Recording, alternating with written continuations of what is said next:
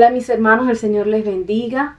Este video es para realizar nuestra exposición del módulo 2 de nuestro diplomado de misiones, dictado por el profesor José Luis. En esta oportunidad quisiera iniciar con una lectura bíblica.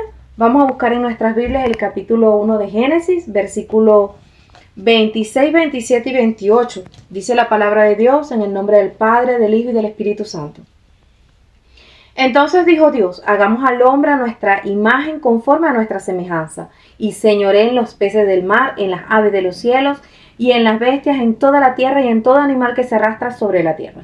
Y creó Dios al hombre a su imagen, a imagen de Dios lo creó, varón y hembra los creó, y los bendijo, y les dijo: fructificad y multiplicaos, llenad la tierra y sojuzgadla, y señoread en los peces del mar, en las aves de los cielos, y en todas las bestias que se muevan sobre la tierra. Una excelente responsabilidad que estaba sobre el hombre, que estaba limpio de pecado en aquel momento, pero como bien sabemos y conocemos, entra el pecado al jardín del Edén, y tanto Adán como Eva, que fueron los primeros hombres hombre y mujer sobre la tierra, fueron echados fuera y multiplicaron y fructificaron, señorearon, sojuzgaron, pero con el pecado a cuestas.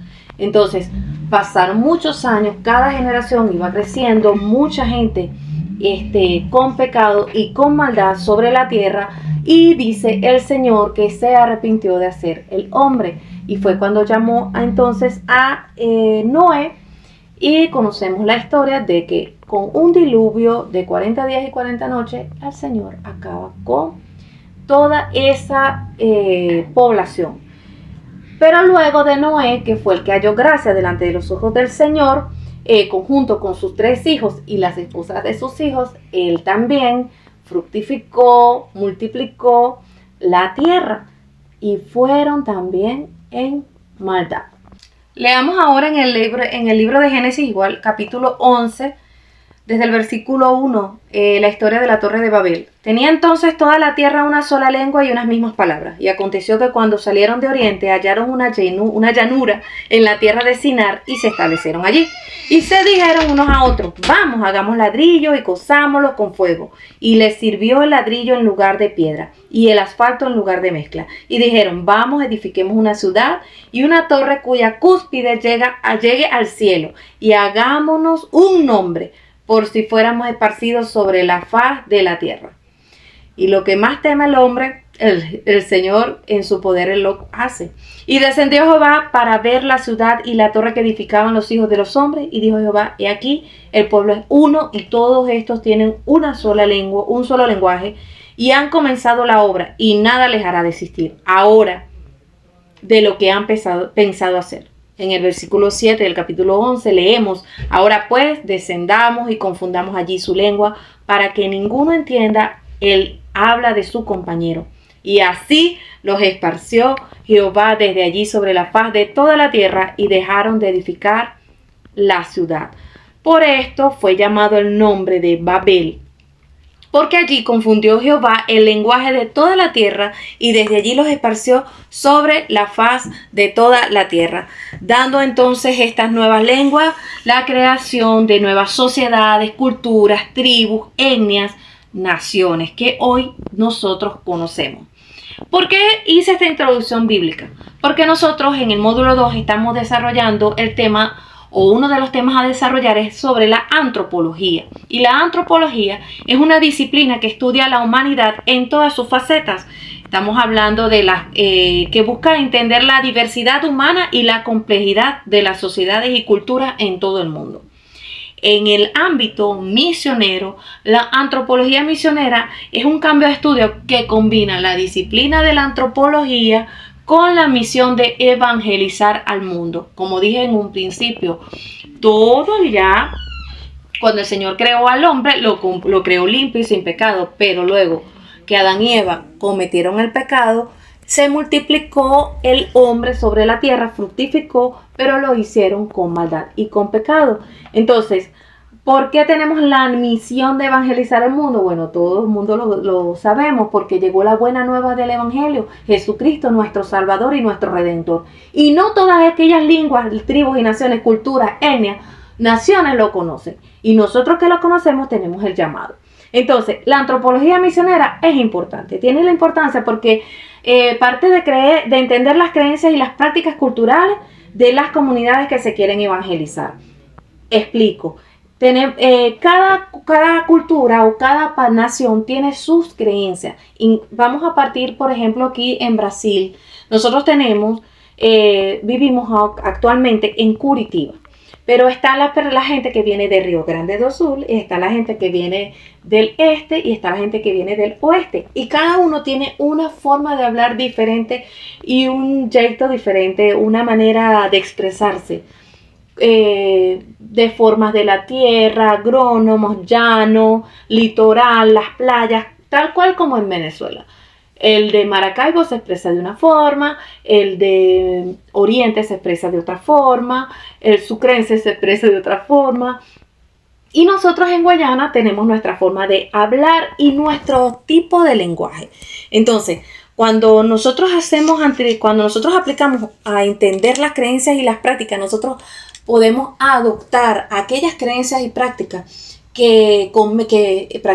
prácticas que hacen estas personas que nosotros vamos a ir a evangelizar. Y es importante conocer porque nosotros debemos adaptarlas, pero para poder empalpar o poder combinar con ellos en una buena relación para que la palabra del evangelio llegue con mejor alcance, con un alcance verdadero. Entonces también es importante porque desarrolla efectivas estrategias para la comunicación y el diálogo intercultural. Por ejemplo, nosotros tenemos un ejemplo que dar. Por ejemplo, vamos a hacer un nuevo CPF. Ese lo aprendí hoy. Un diálogo intercultural que solamente lo entiende el que está aquí en Brasil o el brasilero, que es la persona que está decidida a tener un nuevo bebé, a dar una nueva vida. Entonces, también nos ayuda la antropología misionera a identificar las necesidades y los desafíos de las comunidades y desarrollar programas y proyectos que respondan a esas necesidades. Esto se nos hace útil. ¿Por qué? Porque identificamos las barreras culturales que puedan ser obstáculos para la fe cristiana. Todo el mundo sabe que está la idolatría, están los diversos tipos de religiones, están los diversos tipos de prácticas que hacen con lo que se crían las personas, crecen las personas. También se nos hace útil porque evita la predicación de un evangelio mal contextualizado. Vislumbra aspectos que pueden ser aprovechados como puntos de conexión con el mensaje del evangelio. Redime la parte de la cultura para la comunicación, para comunicar la verdad bíblica y permite dar a conocer las creencias, las creencias religiosas, los mitos, los rituales y las prácticas espirituales por los cuales orar y presentar a Cristo de manera relevante. Entonces, esa es la idea de la antropología. Entonces, conoce todas las facetas del hombre dentro de la nación, etnia, como ya le dije, o sociedad, donde él se desarrolla, donde él convive. Para todo misionero, conocer la diversidad o las facetas del hombre en cada cultura no le es una tarea fácil. Esto requiere de un tiempo, de acuerdo al lugar donde él se vaya a establecer como misionero. Entonces, tenemos barreras que debemos enfrentar, sí las tenemos, pero en el nombre de Jesús las podemos también derribar y llevar el mensaje que llegue a los corazones de las personas.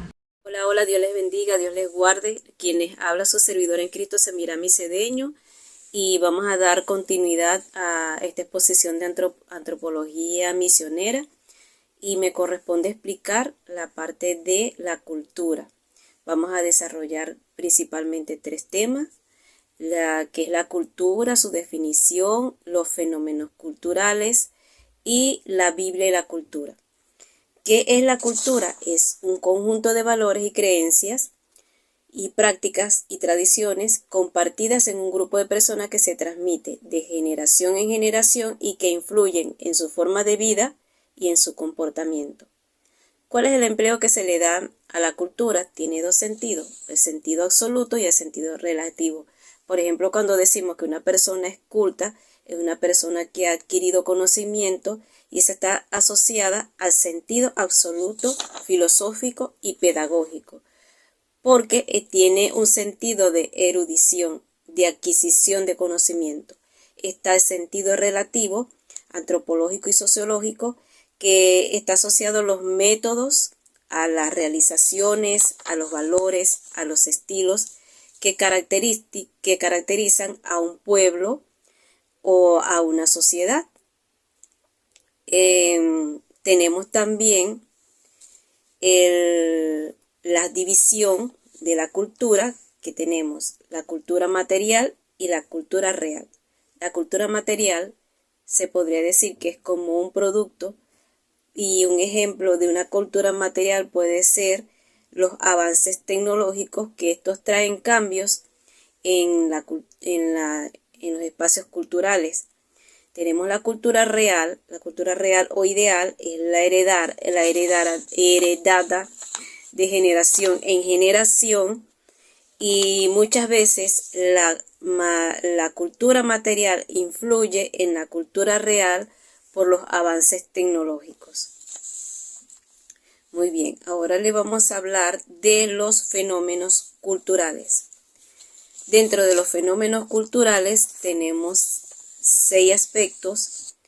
El primero es etnocentrismo, que está relacionado con aquellos fenómenos que se dan en una persona que sobrevalora su cultura, piensa que su cultura es la mejor, no hay otra mejor que esa, está por encima de todo, es superior. Está la acultura, que es cuando se da en una persona que se identifica a medias con una cultura que no es la de él, que es ajena. Está la encultura, cuando la persona adopta una cultura ajena, una cultura que no es suya, y está como relacionada con la cultura porque primero se identifica y luego empieza a adoptar esa cultura. El grupo cultural, ellos comparten la misma cultura, los mismos valores, las mismas creencias, y la contracultura es todo lo contrario. Contracultura es cuando rechaza categóricamente una cultura determinada, y normalmente la persona que aplica contracultura quiere imponer la suya. Está la parte de socialización, el fenómeno de socialización, que es la transmisión de culturas de generación en generación, por ejemplo, y el objetivo del fenómeno cultural de socialización es dar continuidad a esa cultura, y que esa cultura pueda permanecer en el tiempo. Está la transculturación, que es el intercambio de culturas y normalmente es voluntaria. Y el choque cultural. Ese fenómeno de choque cultural es como los cambios emocionales que por los que pasa una persona cuando se encuentra con una cultura, cuando tiene que convivir en un sitio donde tienen una cultura que no es la propia. Este choque cultural tiene varias fases. Está la primera fase, que es la fase de turista, que muchos lo llaman la fase de luna de miel, donde todo le parece interesante, que interesante porque hacen cosas distintas que yo no hago, y la ven así, pues, como la emoción de conocer algo nuevo. Luego está la fase de choque cultural, donde abre los ojos, se da cuenta o reconoce o cae en cuenta de que las cosas que se practican, que esas normas que se llevan, no son, o esos valores no son los que él está acostumbrado, no son los que él heredó, no son los de su propia cultura. Y esto trae un choque emocional.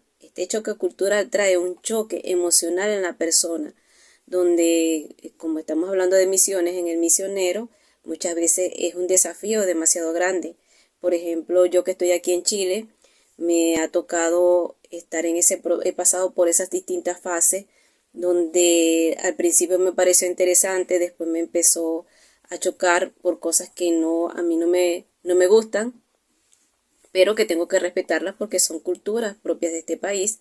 Por ejemplo, no me gusta la empanada chilena, pero si a mí me ofrecen una empanada chilena, por respeto yo tengo que tomarla, pues. Ahorita estoy en esa fase de adaptación, que la fase de adaptación es donde se asume la nueva cultura y se comparte con la propia. Yo comparto parte de mi cultura con los chilenos, y los chilenos adoptó ciertas culturas de los chilenos. Por ejemplo, ya que estamos hablando de alimentación, si yo me regreso a Venezuela, me llevo la sopaipilla, me llevo la marraqueta, y así nosotros vamos adoptando esas nuevas culturas, que es la parte de la adaptación cultural. Desde el punto de vista evangelístico, no se puede evangelizar de la misma manera como se hace en Venezuela, que es el país de donde vengo. Aquí hay formas, el evangelio es el mismo, pero la forma de hacerlo hay que adaptarlo a la cultura de este país. Lo otro que les quería hablar es con respecto a la Biblia y la cultura. Dentro de la Biblia y la cultura podemos ver a tres personas, podemos dar tres ejemplos de personas donde se han visto involucrados en la cultura. Por ejemplo, Abraham fue un emigrante, donde Dios en Génesis 12, del 1 al 3, le dice que se vaya de su tierra y de su parentela. Aquí Abraham sufrió una parte de desapego, de dejar a su familia, dejar su cultura, dejar su casa, dejar su zona de confort, para ir a un sitio desconocido con culturas desconocidas. Vemos también que Jesucristo tiene esa parte donde Él nos manda a predicar el Evangelio, no solamente en ese momento a los que eran judíos, que tenían una cultura muy definida, sino desde Samaria hasta los confines de la tierra. Y esto es un desafío para el cristiano.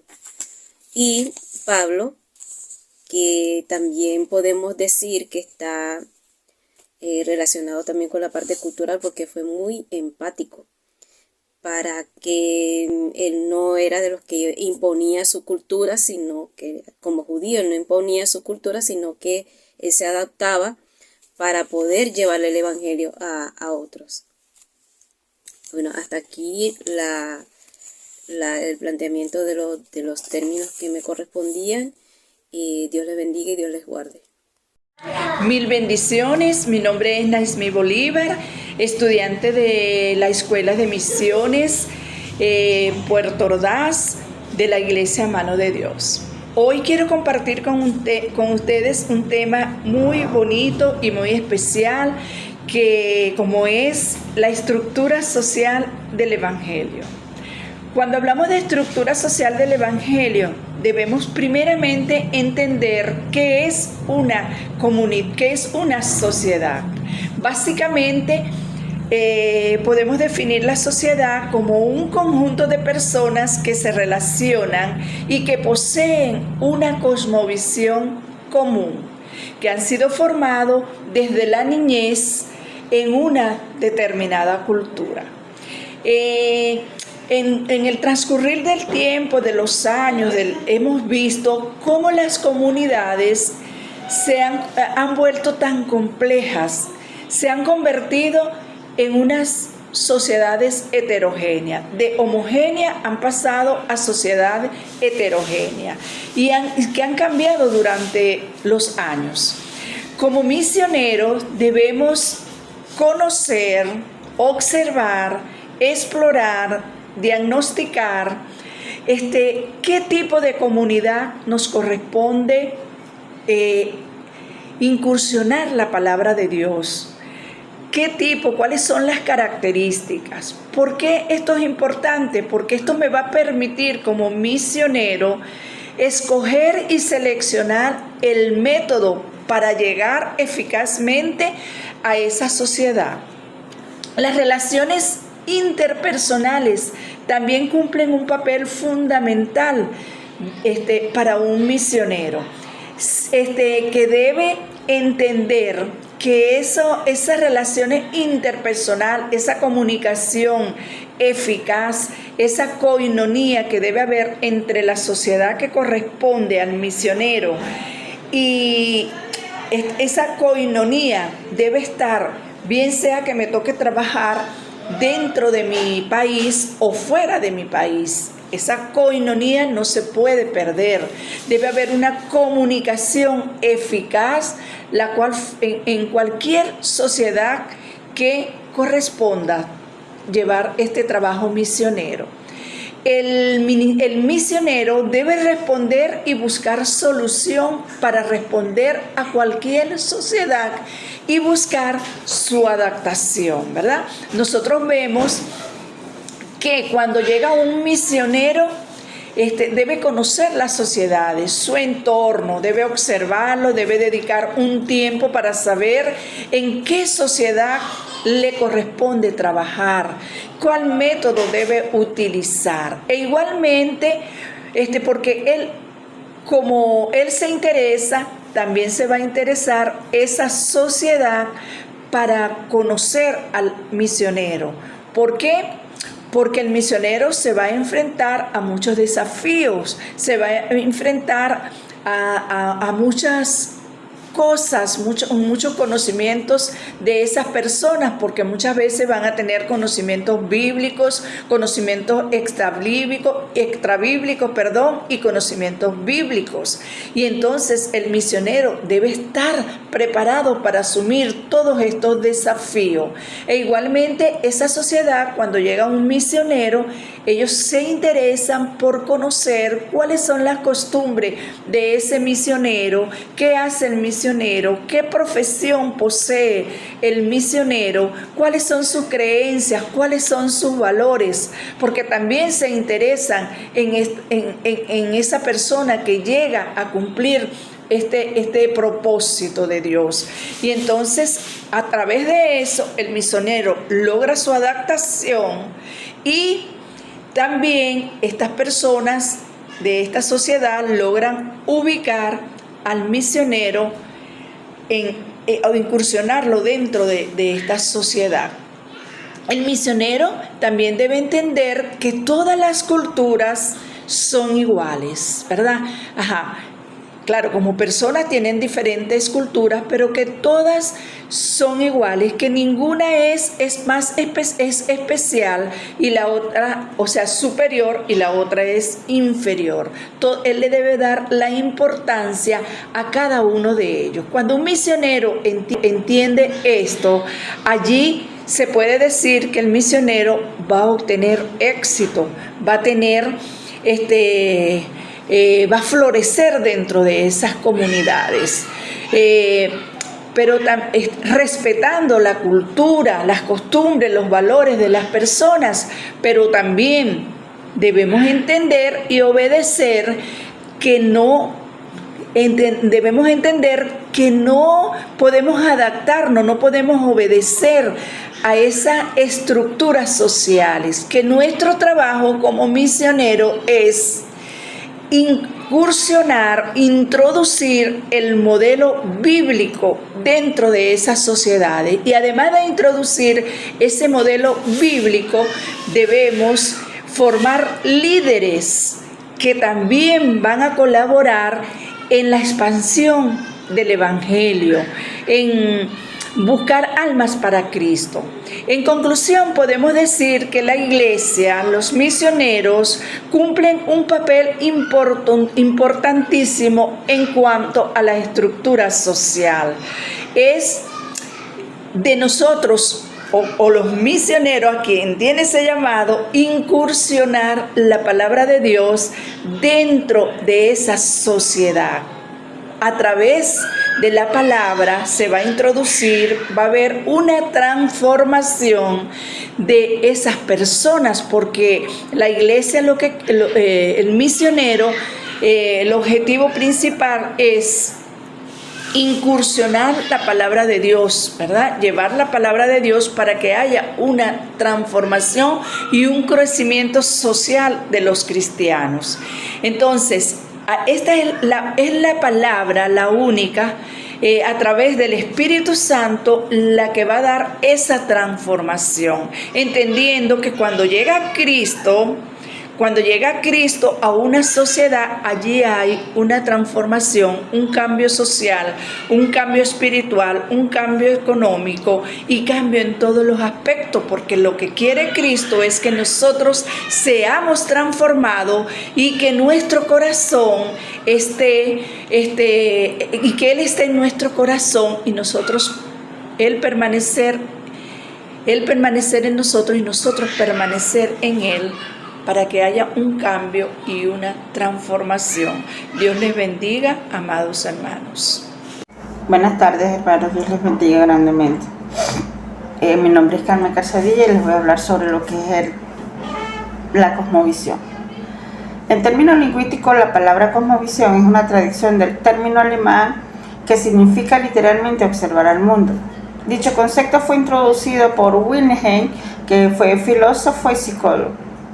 También se define, según la etimología griega, cosmovisión es una palabra que se encuentra conformada por cosmo, que es equivalente a ordenar, y el verbo vicio, que significa ver. Es un término utilizado para referirse a la visión del mundo que tiene una persona o una sociedad en un momento determinado y bajo ciertos criterios. Por lo tanto, dicha visión recogerá la percepción, los conceptos y las evaluaciones que esa persona o grupo de personas están haciendo acerca del mundo. Por lo tanto, se trata de una interpretación que dichos individuos hacen sobre la realidad percibida. Por lo tanto, es asociada a cada suceso fundamental para tener una percepción completa de la realidad. La cosmovisión, por lo tanto, lo que nos ofrece es un marco con los principios que rigen la forma de ver el mundo según sus propios habitantes y a partir del cual van a interpretarse todos los aspectos de la realidad de esta persona. Sería, por lo tanto, el filtro con el que percibe las características del mundo.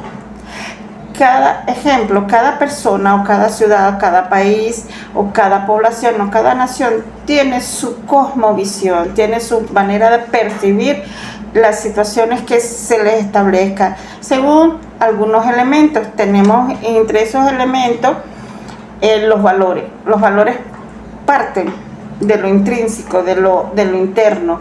La cosmovisión establece que los valores se consideran importantes para la sociedad de individuos, como la ética, la justicia y la igualdad. También tenemos que las creencias. La cosmovisión incluye las creencias fundamentales sobre el universo, la naturaleza, el origen de la vida, la existencia de lo sobrenatural. Allí tenemos un ejemplo de las creencias donde cada persona o cada sociedad, cada mundo tiene su percepción de ver las creencias que rigen a esa sociedad. También tenemos los sistemas de pensamiento o las costumbres, que incluyen las formas de pensar, de razonar y comprender al mundo, así como los mitos, las leyendas, la narrativa que transmiten la visión del mundo.